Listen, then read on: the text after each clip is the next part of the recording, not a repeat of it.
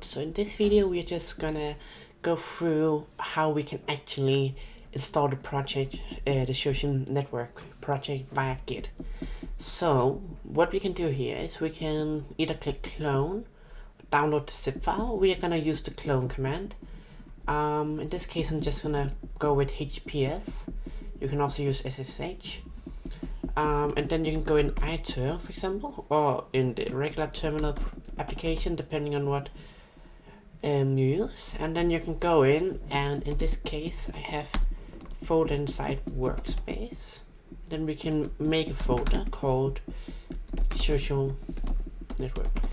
So what this is all of the code is going to be updated for each new episode, and what we can use the code for is you can just download it. So what we can do is git clone, pass in the URL. So what it would do now is we actually create a subdirectory with the project name, but what we can do to avoid this is by just putting in a dot. So it will just put it into the main directory now. So if we write ls to view the directories, we have those here. So now let's first cd into backend. Well, I already expect you to be able to know how to set up the configuration for the database in Laravel. So we're only gonna go through how to make this work, and just go in here. So what you want to do now is just make sure there's nothing in the vendor directory. There's nothing, and then we want to just run composer install. Then let's just create a new terminal actually, and in here let's go into workspace, and then let's just go in and go into the, and then just go into front end, and then in here let's just run npm install, and then let's run, in this case we should probably also run npm run dev. And then we want to just say php artisan key generate.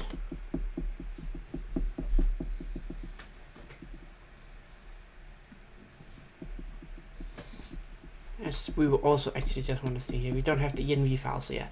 So what we can do here is we can just go and say touch.env, then nano env,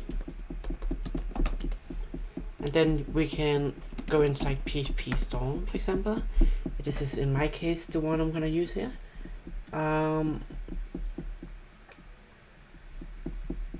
In here we already have the server running here. Now it will give us an error if we try any command, so we just have to wait for that for now. So let's go in here into social network one.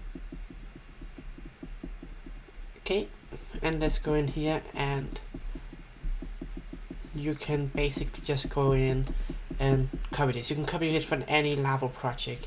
Literally, I'm just gonna copy it from here. So yeah, this is our env file, and it contains the current database connection already. So if we just go in now and then run php artisan key generate, and then php artisan serve, and then we can literally just go in here, click login,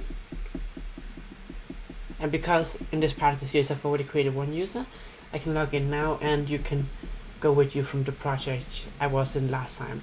Now keep in mind that if you are wanting this from a new database, you would have to create a user before you can go in and sign in, so just keep that in mind.